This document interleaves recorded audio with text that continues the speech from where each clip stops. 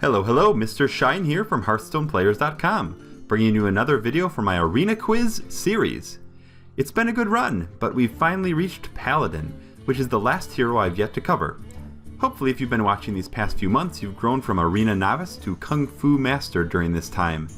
I also assume your life has significantly improved in all other aspects, which I take full credit for, and you owe me interest in your real-life success.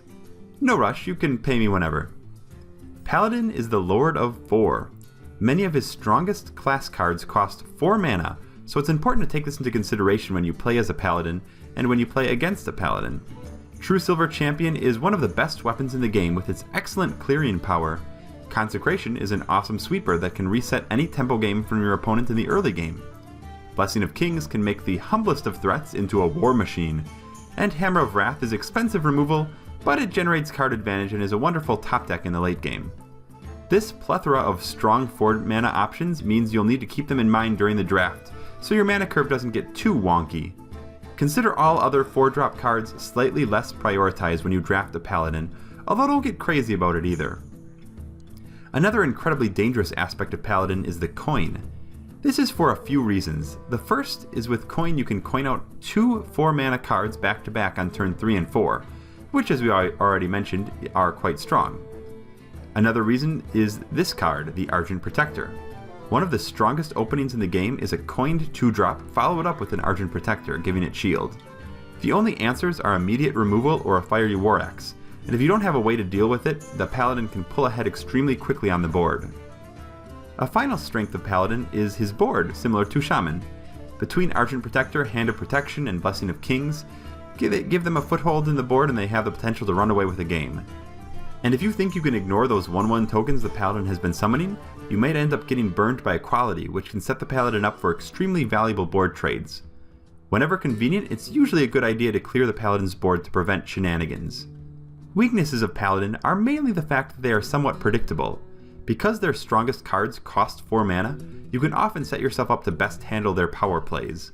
Clear the board, make sure your board doesn't completely consist of 2 HP or less minions, and if you can set up a 4 mana 5 HP minion like a Yeti or a Shield Master to deal with a possible True Silver, you'll make it harder for the Paladin to get max value from their big hitters. With all that said, let's kick this draft off. Give yourself 100 points and see how many remain by the time we get through this. 2 top cards in this pick, but Aldor Peacekeeper takes the cake over Sludge Belcher due to its incredible battle cry. In the early game, Aldor is fine to be played as a 3/3 for 3, and the battle cry can sometimes set up another of your early drops to make a trade and survive the 1 damage.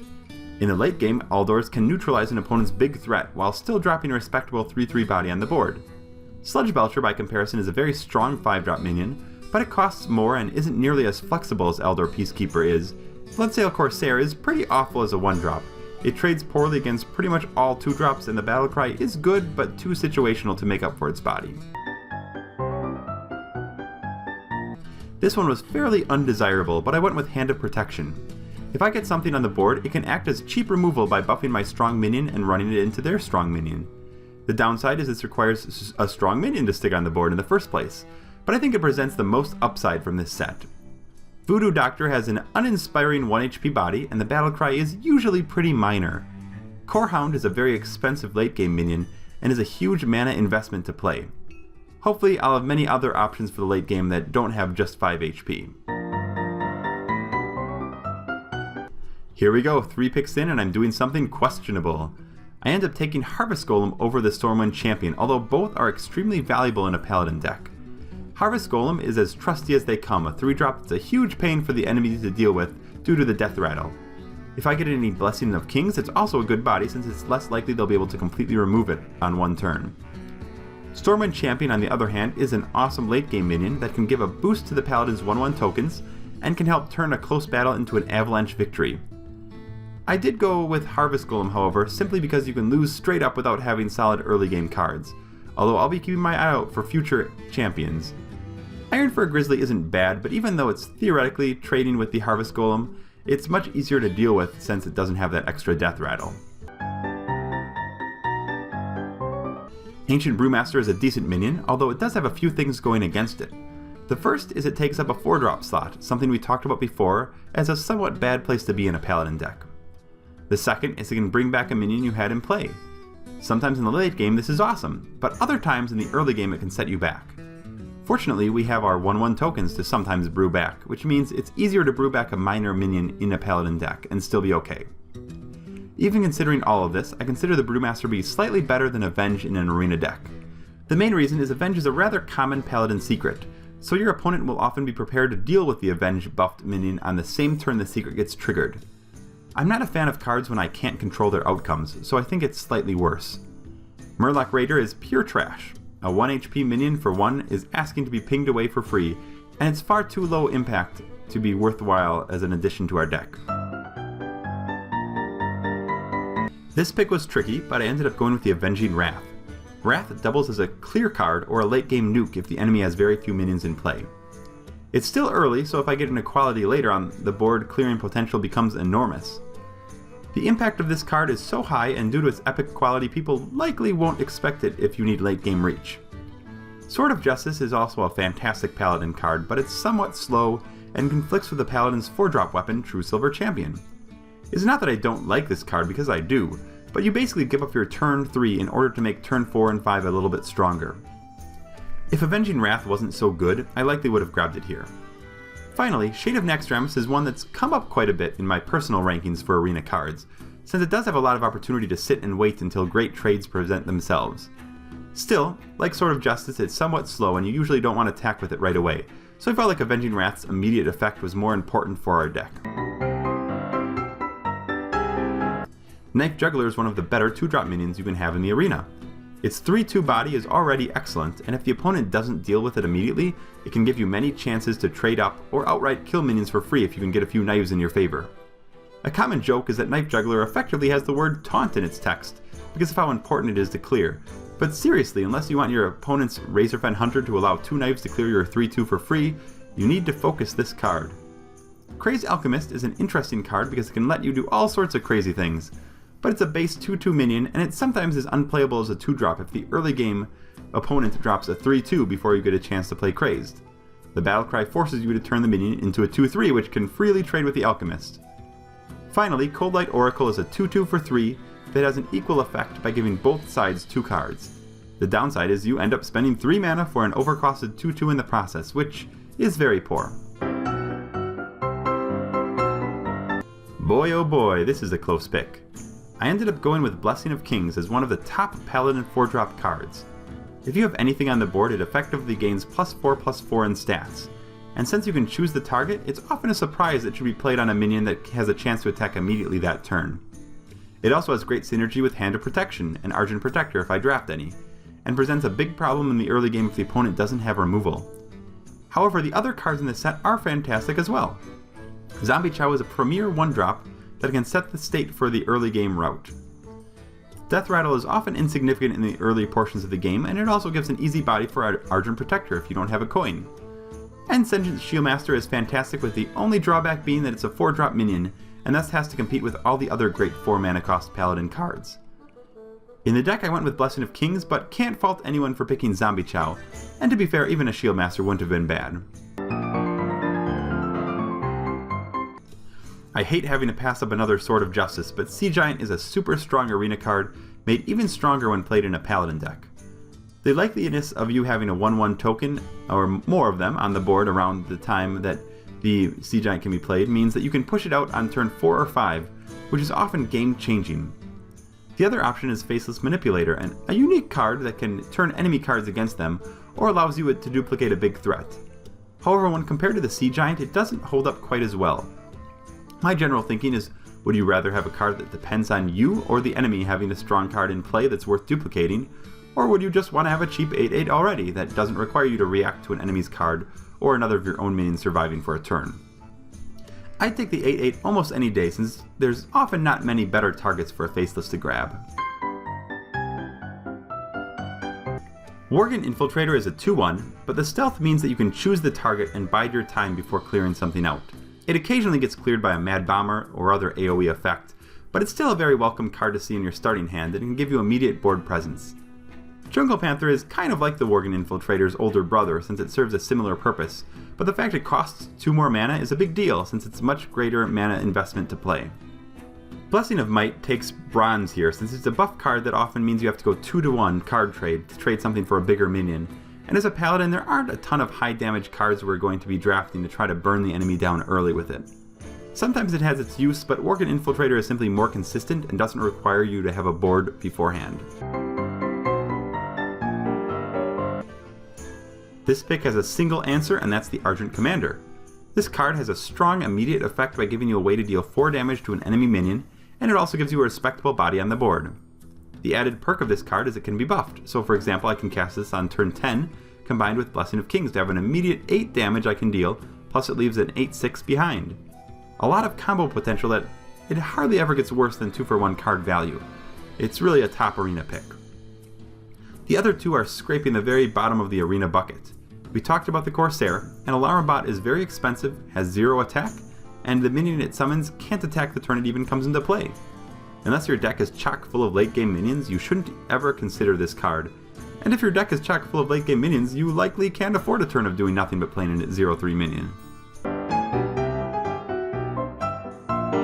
Wild Pyromancer is a solid 2-drop minion that has a bit of utility with its ability. If your deck has a few cheap spells, you can do some work picking apart the enemy's board.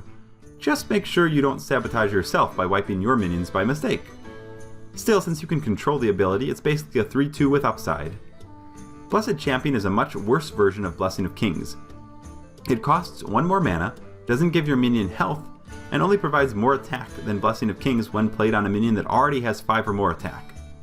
Useful if you have something like a Ravenhold Assassin where you want to set up a huge finishing damage turn, but it provides an extremely situational effect. Finally, Young Priestess falls into the 1 HP trap, and even though it can sometimes buff another minion's HP, it's too fragile on its own to be worth including since many hero powers can remove it for 2 mana. This one is a strange one because at first glance I feel like the Darkscale Healer is better than the Guardian of Kings. However, in practice the 5/6 body tends to be a bit stronger than the 4/5 in the mid to late game of the arena, and while Darkscale Healer can sometimes help heal up your minions after a trade, I think the Guardian is the better standalone card. The 6 face heal it provides can be crucial if the enemy has been trying to burn you down, and as mentioned, the 5/6 body on top of it gives you a bit of board presence. Both are fine here, however, as Stoneskin Gargoyle is vastly too slow in most situations. There's a bit of Paladin synergy with the Gargoyle when combined with the Blessing of Kings, but it's a 1/4 body and 3 mana cost usually means it won't get a chance to achieve the dream, and besides, it then becomes quite susceptible to silence. Ironfur Grizzly is a 3/3 for 3 with Taunt. Hey, that's not too bad. In fact, when you compare it to others here, it seems pretty decent, and is the best pick of the bunch. Dragonlead Mechanic is generally regarded as a weak 4-drop, and while it isn't completely awful, it does sit in the 4 mana slot for Paladin, which is an additional knock against it. Redemption is quite terrible, with its only saving grace being the fact that people won't expect this crummy secret.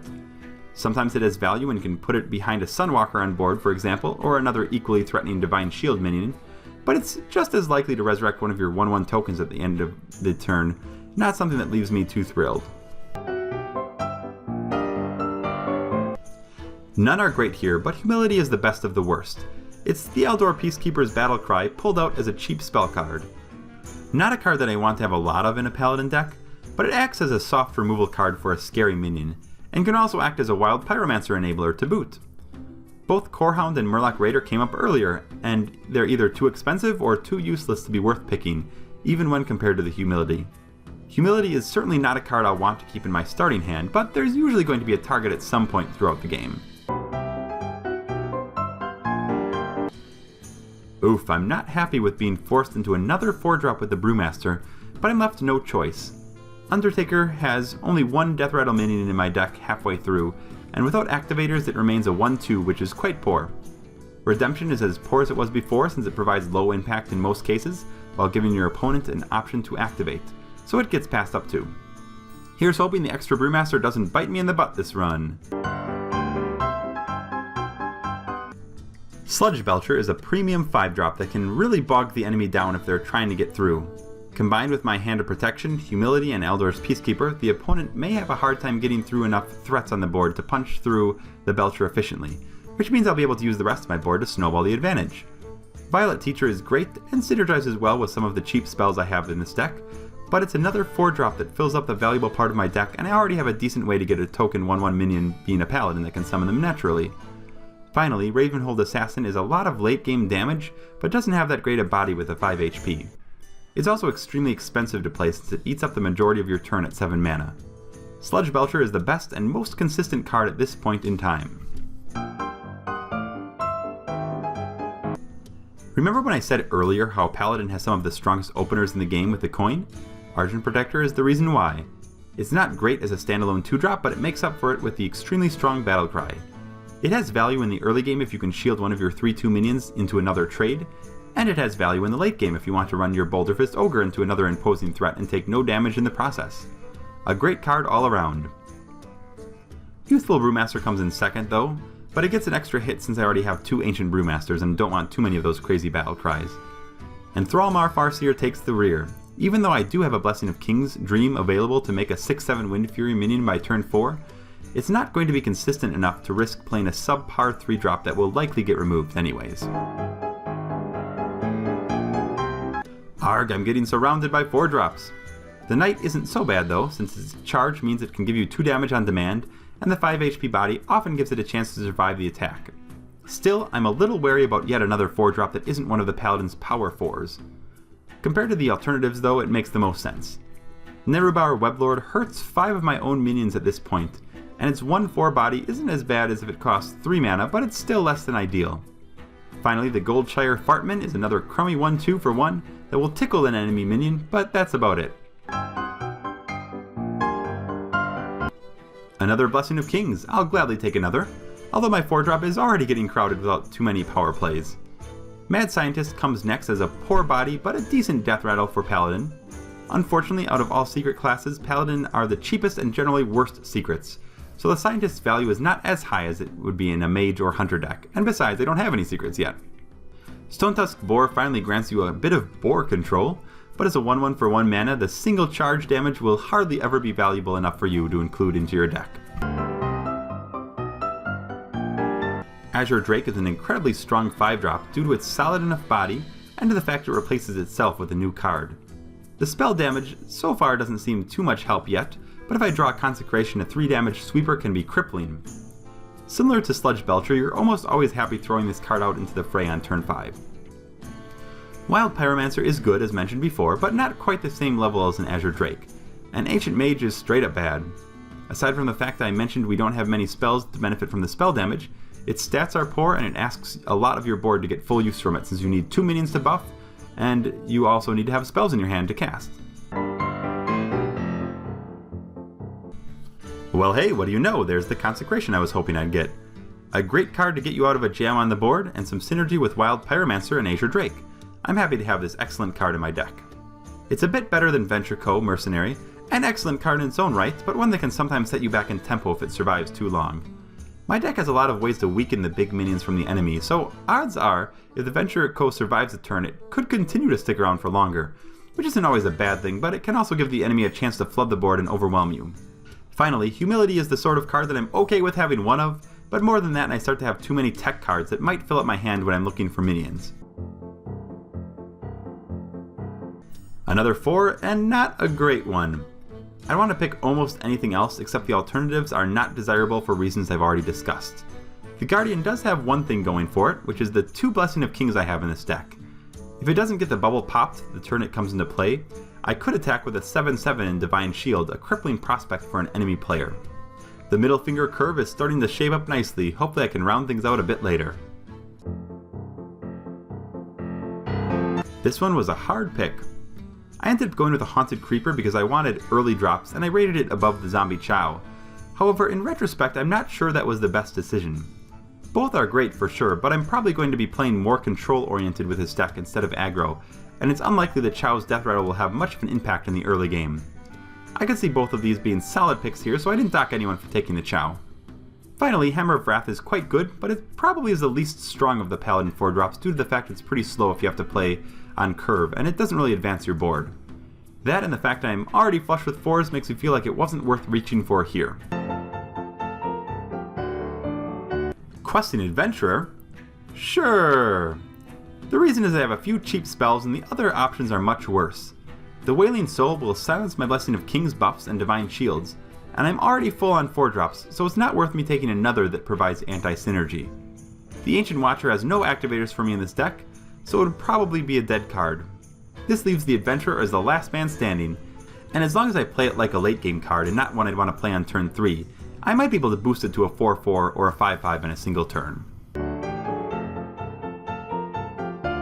Oh boy, another Blessing of Kings! I'm going to have a bunch of buffing potential in this deck. I want to make sure that I get things to stick on the board, and that Haunted Creeper in the past pick ago or so is starting to look a little better than it did before. Blessing over Hammer was a bit of a push, but like I said before, I think it's inherently weaker than Blessing of Kings most of the time, since it gives you card advantage but not much else. Eye for an Eye is one of the worst secrets in the game. It's like the rogue card Sinister Strike that deals 3 damage for 1 mana. Eye for an Eye has more upside, but is even worse because the enemy might just attack you for 1 or 2 damage, and it doesn't impact the board at all. No one will expect Eye for Eye, however, so there's at least that going for it. I talked about Darkscale Healer being close to Guardian of Kings earlier, and now I get a chance to add it to my deck as well. Compared to the others, it's not really close. Holy Light heals but doesn't impact the board, and the arena is all about board control. Southsea Deckhand is decent if you have a consistent chance at a weapon like Rogue, but we don't have any weapons right now, so it's effectively a 2-1 for 1. I've already talked about my distaste for 1 HP minions, so I think we can give this wacky pirate a pass. The Stormwind Champ I passed up earlier in the draft has given me one more chance, and I'm very happy to take it. As I mentioned before, when you have a few minions, the champion is huge at turning the game around, although I'm less happy if I have to play it standalone on a board on turn 7. Still, it's better than the alternatives. Fen Creeper is alright, although the introduction of Sludge Belcher has left it a bit outclassed, and I generally even take Ascended Shieldmaster over Fen Creeper's additional HP. Hand of Protection is an alright card, but similar to Humility, is not a card I want more than one of in my deck, and the champion is simply a more powerful one to have. I think this is a preference pick. On the one hand, you have Ogre Magi, which is a passable 4-drop that has a perk of spell damage. On the other hand, you have an Abusive Sergeant, which is a dreaded 2-1 minion for 1 mana. However, its Battlecry actually gives it more value since it can let a 1-1 token or another minion trade up at the same time. I ended up going with a Magi here, however I do not think the Sergeant was that bad at all if you wanted to avoid more 4-drops in the deck. Sergeant may have been a tad better in fact, but I had such a hard time ever picking a 1 HP minion that I couldn't bring myself to pull the trigger. Oh yeah, and during all this, Nerubar Weblord is still pretty unimpressive as a 2-drop, but I already talked about that one. I see reasons behind all picks here, but I went with the Earthen Ring, which I feel has more upside in this deck. I have a decent amount of late game bodies in this deck, not to mention 3 Blessing of Kings. Suffice to say, my hope is to have a lot of fat bodies on the board to smash into enemy minions, and an Earthen Ring Farseer heal can help heal them back up so they can keep on giving. Haunted Creeper and Direwolf Alpha are both perfectly acceptable here as well though, since Haunted Creeper is sticky and Direwolf Alpha can be used to buff tokens for more damage. I docked them slightly compared to the Earthen Ring, which I feel has more upside, but your deck won't be ruined regardless of what you pick here. Another Sludge Belcher as a fantastic 5-drop is just fine by me. The other 2 are reasonable, the Protector because it can help taunt up some friendlies, and Emperor Cobra because it will almost always go at least 1 for 1 with anything and carries value into the late game due to its ability. Still, I'd argue both are decidedly average cards, and I'd only take them if my curve demanded it. Because it doesn't, we'll take this great taunty monstrosity Sludge Belcher. There we go, the draft is complete. Let's take a step back and review what the drafting gods have bestowed upon us. My verdict is, well, I'm not entirely sure. The good news is the deck seems to have a bit of a theme going, with relatively high value minions that can receive a variety of buffs, be it Blessing of Kings, Hand of Protection, or Argent Protector, and I can nerf enemy minions with Aldor Peacekeeper or Humility. I have a few sweepers with Consecration and Avenging Wrath, but otherwise will get my value by dropping big fat things and using them to trade favorably on the board. The main downside with the deck is I'm lacking other direct damage due to me passing Hammers of Wrath, and also the fact that I didn't draft any True Silver Champions, arguably the Paladin's best card. Still, my curve looks passable, and I have a lot of mid-range to late game to back it up, so that might not be absolutely necessary. While I bring up the quiz scoreboard, what do you guys think about this draft? Do you agree with my drafting decisions, or do you think there were places you would have done things differently? Do you think I'm going to be able to maximize the value of the Blessing of Kings, or will my buff cards bog down my hands? Should I make more quiz videos after this one is over? Be sure to tune in next week when I show how the run ended up, and what were some of the key points of the run. If you enjoyed this video and want to see more like it, be sure to subscribe to HearthstonePlayers.com's YouTube channel, which boasts a variety of Hearthstone content. Or take a look at my personal YouTube channel if you want to see different games and formats. As always, I've been MrShine, and I'll see you next time!